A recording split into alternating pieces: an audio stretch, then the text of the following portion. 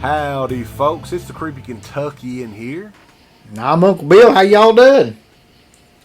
It's another edition of the Trailer Park from DEADPIT.com. This video, we're taking a look at slasher movies from the year of our birth, Uncle Bill, 1980. Yes, we were born that damn long ago. It's been a long time ago. The year of our Lord, 1980 AD. Well, you were blessed with the two of us. And a shit ton of killer slasher movies. Yeah. A couple of really killer ones and a lot of shitty ones. We'll say that right off the bat. I love this period of time, though, man, for horror films, because, like, it's just everybody was making them, and they were all cheap. They were, like, mostly slashers, because, you know, Friday the 13th and Halloween became huge, and, yeah, this is just a great time for horror films. For sure. So, I definitely want to mention it's 80slashers.com that we're getting this from, because he put all these together. We're kind of just commenting over them. But yeah, you can watch along with the video, and we're going to get everything queued up here and start going through these, because these are a little bit over 20 minutes of slasher films from 1980. Oh my God. Seriously. Oh, this should be interesting as hell. See what they got going on here. So this one right here is coming from our good friends at Paramount Pictures, a Gulf and Western company. Mm-hmm. Paramount, which pretty much disavows any kind of slasher films now. This is the classic, folks. Yeah, we know what this one is. This is fucking off the chain. Yeah, when I think of slasher movies in the year 1980, honestly, this is the very first movie that I think of. And they had a little gimmick. Do you remember this? I think it was the first 3 or 4 Friday the 13th movies, they would always have that countdown on the trailer. Oh, yeah. Yeah. Crazy Ralph. Yeah. And I always thought that, I kind of agree with people who say this movie really doesn't hit its stride until Betsy Palmer shows up. Like, the rest of it is kind of a generic slasher film, but when she shows up, it really elevates it. Yeah. Also, though, a lot of time we don't really talk about this. As a kid, I was not really a fan of the first Friday the 13th movie. I had to get a little bit older. Probably not until I was 17, 18 years old did I really appreciate the first movie for what it was. Actually, I think it was the first 2 movies. Because I only like Jason and the hockey mask, obviously. Yeah, everybody thought that when you talk about Friday the 13th that Jason was in it, but he's definitely not in this one. Well, he is, but you know what I mean. I'm picking up what you're throwing down. So yeah, like they would have 9 different shots or deaths on up to 10. They'd go up to 13. Kevin Bacon. There. The cool thing about Kevin Bacon is he still signs Friday the 13th stuff. He's not... Yeah. I mean, I'm sure he's ashamed of it in some form, but... He's ashamed of it, but... He doesn't give it the Galen Ross treatment, where he refuses to sign stuff. Galen Ross. You ought to shut up, sign shit. It's not like she was doing high art or anything before that. Yeah, it's like Linda Blair. She only, sign your medical records for your dog or something now. She'll always sign you Labrador. Bring that dog up here, I'll sign it. Look, I brought my Shih Tzu for you to sign. That'd be so killer. We gotta do that. We gotta bring a dog up here to sign. This next one, though, this was Tom Hanks' very first role in a movie. This is a fucking... I watched this about 2 or 3 months ago, man, and it's just a bizarre movie for a lot of different reasons. I've watched it maybe once or twice over the years, and it's been... I think the Scream Factory just recently came out with a new Blu-ray of it. But I do not remember it being very good. It's not very good. And it's very slow. But I think that the pacing for these movies in 1980 kind of carried over from the 70s, which are really kind of like... Everything was slow burn. They hadn't got to the slasher, formula quite yet, where everything's fast cuts and one death right after another. And like there was quite a few slashers back in the day where it was just a random guy that was doing the killing. Yeah. I didn't realize they needed a gimmick. Like everything. Well, I guess that was before, really. I mean, this was 1980, so this was look before at that. a lot of the gimmicks that was... I guess you had Michael Myers with the mask. He knows you're alone. Directed by Armand Mastriani. Here's MGM. Now, this ought to be good. And by good, I mean probably not. Schizoid! Oh, Lord. Look here. This was like a Code Red release, wasn't it? Yeah, I've actually got this somewhere. This was another thing that they loved doing around this time period was exploiting mental illness. Everybody's schizophrenic or, like Maniac and Alone in the Dark and all that stuff. Right, and Silent Madness was another one. He just escaped from a loony bin. I'm going to kill everybody because I am mentally ill. So I wonder how wide of a release some of these movies got, though, like Schizoid. I mean, it's kind of, even to this day, I mean, you got to be kind of hardcore to even know where to get this. This was in a 2-pack, too, with something like X-Ray or something like that. I think so, yeah. Wasn't it? It may have been Scream Factory that did this. Yeah, I think it was. Because they do a lot of those 2-packs. There was a lot of movies like this, the exploitation style movies that came out around this time.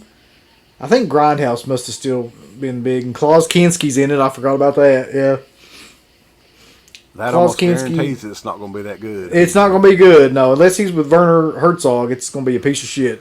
There's a lot of stabbing goes on in Schizoid.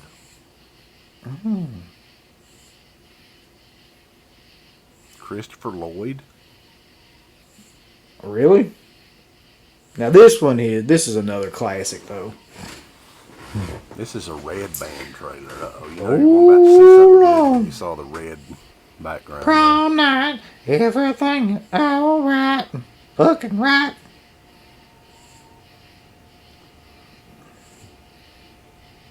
Jamie Lee Curtis, I've Leslie not seen- Nielsen.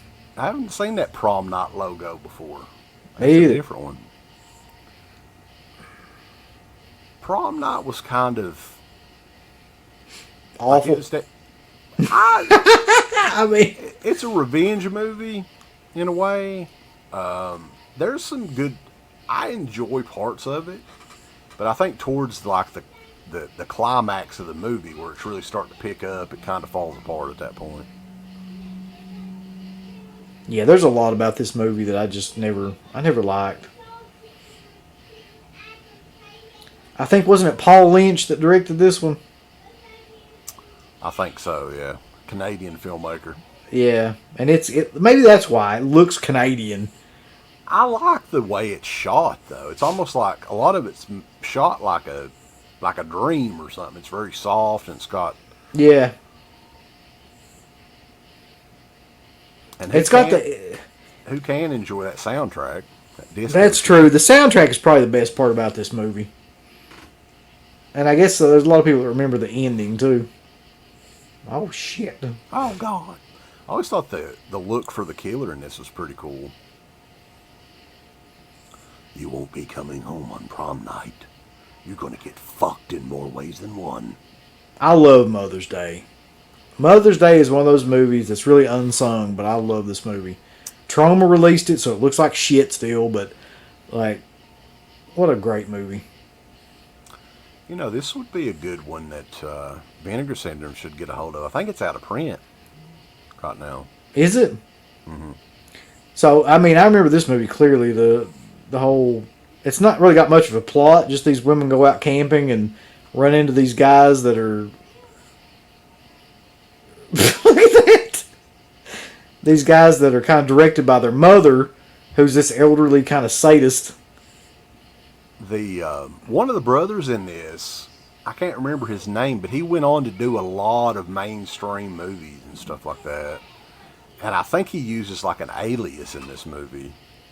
Really? If I'm not mistaken. Yeah, that's the guy with the sunglasses and the Yeah. messed up teeth. It's kind of like I Spit on Your Grave too, because in the end, like the women like take revenge on all the guys and everything. Yeah, I think this movie is kind of underrated. Still It to this is. day, nobody ever really references this movie, and it's kind of creepy. Really, I would love to see somebody get a hold of this that'll actually like clean it up. I'll tell you a movie that ripped it off, and it actually is a pretty good movie. Is American Gothic. You remember that one? Yeah. See, this trailer right here looks amazing compared to the release that Trump would come out with. It really does. It really does. It's like a lot better. Yeah. Charles Kaufman was supposedly Lloyd Kaufman's brother. I don't know if that guy actually exists or not, to be honest. Yeah, I know we've talked about that for a while. Is that really his brother? Or is that him? That's what I've always thought. This picture contains scenes of a violent nature. It's going No to be one under 17 violent. will be admitted unless accompanied by an adult. It'll make you shit your pants. I don't know if I've seen this one. Funeral home. Funeral Home. I don't have that one. I'm pretty sure. Oh, this just looks like an amazing movie, though. Yeah, right off the bat, it looks like a VHS. It does. How could it be a theatrical trailer if it's a VHS? They had a crane shot in it. You got to give them that. It was the early 80s, though. They could have... Yeah. Oh. Definitely this trailer is sourced from a VHS tape. Yeah. For sure. Look at this shit. Did anybody release this movie on anything? Yeah, I've seen it on something.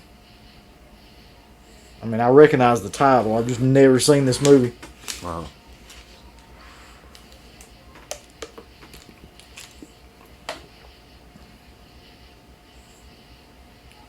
Oh, stabbed me to death. What's funny is he's like 2 feet in front of that shower curtain. He's still got it. Oh! It's hurts. Hell! I like how they keep going back to the It shot. looks so generic, too. Funeral home.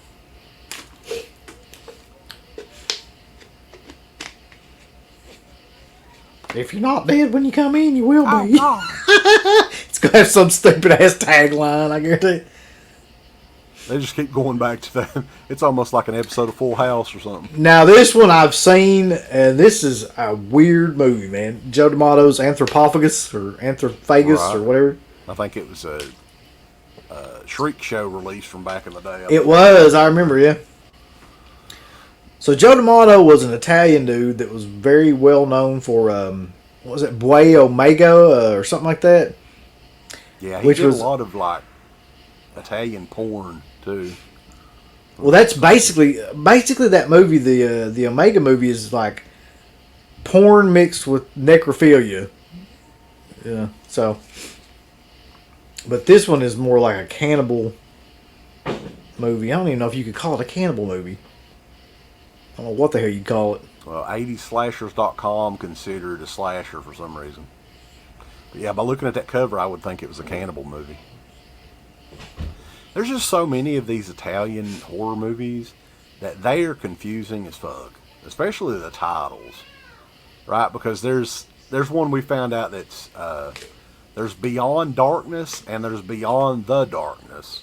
Yep. Totally two different movies. And there's like 18 different demons movies in Italy and Evil demons and regular demons. yeah. And who is that? Is that Cannibal I've seen her Woman, in something, Cannibal man. Who's the lead actress? She's been in another like really well known horror film, but I can't place who Didn't she even is. get a good shot of her. I'm not sure. Yeah, it's kind of so dark you can't even really tell. That music's badass though. What the frig has she been in, man? Drive me nuts. The Savage Island. Is this a different movie? Maybe it's just a different name. No, that's definitely the same movie because he's eating his intestines. That's like one of the big. He was so hungry he started eating himself. I remember I saw this movie maybe twice. Yeah, this trailer's not making me want to fucking see it, to be honest with you. No. It's not a very good trailer. What the hell's that? I don't know.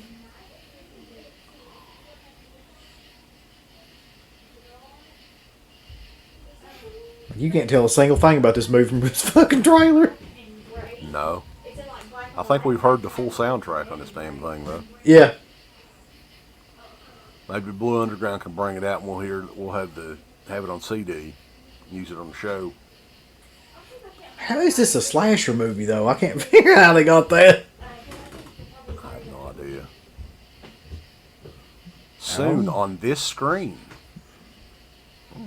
Not on my screen. Buddy, Jamie Lee Curtis was busy as hell this year.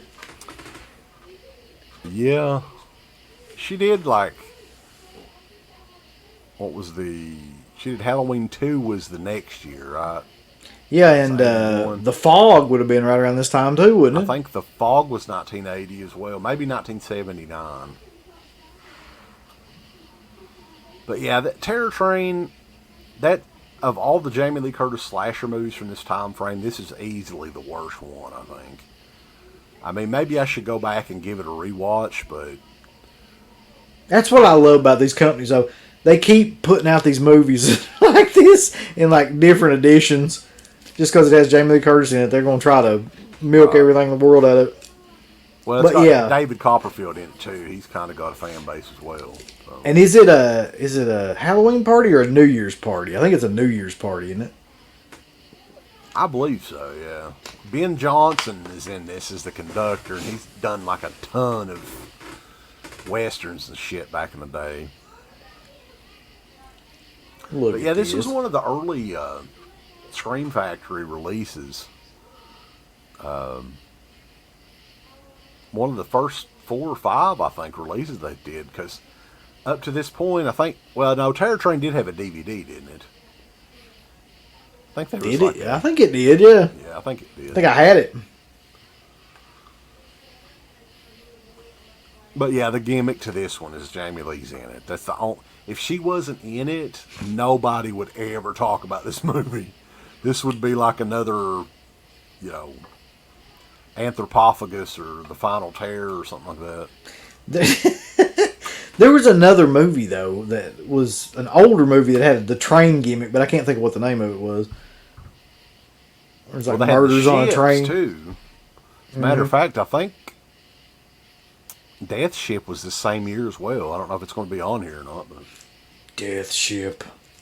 The ship. Patton's got her good buddy George Kennedy in it.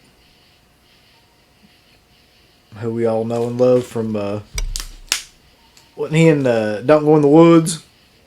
George Kennedy? Or was it The Forest? Which one was he in? Just Before Dawn, I think he's in. Oh, okay, yeah. Yeah, he's just barely in it. He rides a horse in like 2 scenes in it. He's like Wilford Brimley. Now, this is one of my favorite movies. Just favorite horror movies, anyway. Crazy friggin' movie, but great. Yeah, this is another one that Scream Factory's got a killer edition of. I saw this when I was I couldn't have been any older than 8 years old. And it just freaked me the fuck out, the whole thing with the zombies out in the garden, planted in the ground and stuff. And like, they're just, the expressions on their face and everything. They're like, all that just freaked me out. It's a horror comedy. Right. But I think it's more of a comedy than it is. Well, the way they execute it's kind of unique, though, too. Yeah. It can be seen as just a straight-up horror movie as well. Like for kids, like when you was a kid, you probably didn't notice any of it. No. Funny. Yeah. But Rory Calhoun is that guy's name, and he was another guy that did primarily westerns and stuff. But yeah, he's the one that makes the movie for sure. Yeah, he is. Farmer Vincent, I think is his name in it. Right. And wasn't the chick in Porky's? Isn't she the chick from Porky's? I'm not sure. Ballbuster or Ballbreaker or whatever. Could be. It's right around the same time, I think. This was one, though, man, like, I did not see this on VHS back in the day. Like, I didn't rent this anywhere, I'm pretty sure. So I may have not seen it until the DVD came out. Like, MGM did a DVD of it. So I don't think I saw this as a kid. Such a great tagline and everything about like the. This is where they got right about this movie. They had a great name and a great tagline. Like the marketing was awesome. Mm-hmm. The movie itself is just like all over the place. But the killer cover for Fangoria back in the day too. That's one of the more sought after ones. We saw this one recently, like more recently, Christmas Evil. Right. Like, who put the DVD of this one out? Was it Synapse? Synapse did the DVD. Yeah. Vinegar Syndrome did the Blu-ray a couple years ago. Yeah, I love this movie too because of the... There's actually like a backstory to the Santa in it. It's not just like, you know... Yeah, it's clearly a guy that's got issues. Yeah. They don't ever, try to pass it off as Santa Claus. But yeah, this one came out, what, was it like 4 years before Silent Night, Deadly Night? Yeah, and it's really like an exploitation movie more so than anything else. Like a grindhouse. I think the issue is this one probably didn't come out in a whole lot of movie theaters back in the day. Yeah, I had never really heard of it that much. Yeah, I'm almost positive the first time I'd ever seen it was the Synapse DVD that came out probably 15 years ago, whenever it did. Yeah. But you know, Silent Night, Deadly Night got into all kinds of trouble, but this movie didn't get into any kind of... So it must not have been that popular. It's a very weird ending to this yes. movie, too. It's a great ending, though. You never see anything like that. Yeah. We got more evil on the label. Here's another trauma movie that put this out. I've got this in a couple different versions, because a couple different companies got a hold of the rights to it. It's not a good movie, man. It's just not. No, it's just got it's one that's got a gimmick, and I think it survives mainly on that gimmick. Like, most of these movies, if you notice this, have either been released by Scream Factory or Vinegar Syndrome. Yeah, that's true. Like, pretty much every one of these.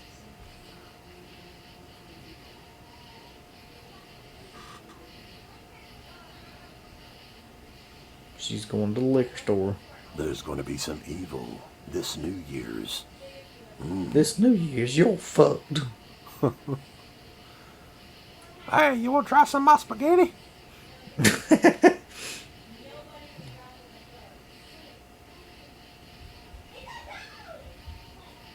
I love that they got... This is one that Dana has a major hard-on for, though, this movie. Yeah. Like, there's a few from this era that... I guess it's just what you grew up with or whatever. There's another one, too, based on New Year's, and they're called, like, Bloody New Year or something like that. Yeah, Bloody New Year. I don't think that one's very good either. It's not. They just ran out of holidays in their quest to film everything that has They never did make the Martin Luther King Day movie, though. That's true. His dream is your nightmare. New Year's Evil. A celebration of the macabre. God. So, yeah. Well, that went by pretty quick. That's it. Mm. There's more films came out in the 80s, like slash films came out in the 80s and that shit, I know. Well, that's 1980. That's just 1 year. I know, but where's Maniac? If that ain't a fucking slasher film, then what is? I don't know. Blame that guy that put that list together. That guy's a piece of shit.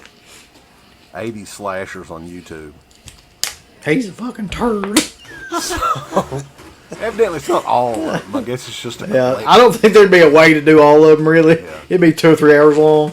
So, but yeah, I mean, let us know if you guys continue to like this. Like we said, we've got the rest of the 80s to slashers, and there's just all kinds of... There's endless amounts of shit like this on YouTube to comment over and all that. So, and I kind of enjoy looking back at some of these because it gives me some ideas on some stuff I need to get, stuff I need to rewatch, stuff like that. I'm curious about the one that I want to really do too, and I guess y'all let us know if you think this would be a good idea, would be the Siskel and Ebert one where they review horror films, because Siskel and Ebert were notorious for taking a shit on like all the films that we really, really liked, to the point of like giving out the address of Betsy Palmer and being like, everybody needs to write her and tell her she's a piece of shit for doing Friday the 13th. It's like, yeah. There's an archive. Well, I'll tell you about it. But yeah, I mean, all that Siskel and Ebert stuff is available. If you guys want us to do that, I mean, they reviewed all kinds of horror movies back in the day, and there's collections of them on YouTube, anywhere else. So, yeah, just the endless amounts of stuff, like I was saying. But hope you guys enjoy this sort of thing, and we will definitely do more if you do. But yeah, this one was the slasher films of 1980. Yeah, I really enjoyed it though. I thought it was a exercise in terror. It was. Oh my god. I know that 1981 is like 45 minutes long, so there's a lot of slashing going on in 81. I was thinking, like, once you get to like 81 through 85, I bet all those have to be like 45 minutes to an hour long. Yeah. But, yeah, we appreciate everybody checking this video out. Stay tuned. We got more cool stuff coming up on the Patreon page, DEADPIT on Patreon.com. And, of course, DEADPIT.com. Thank you to all of our supporters on Patreon. DeadPitOnPatreon.com is the only place to check out a complete archive of the old Dead Pit radio shows all the way back from 2005 on, in addition to the midweek shows and fan commentaries, exclusive podcasts, and much more. Dead on Patreon.com if you're interested. Tiers start at only $1.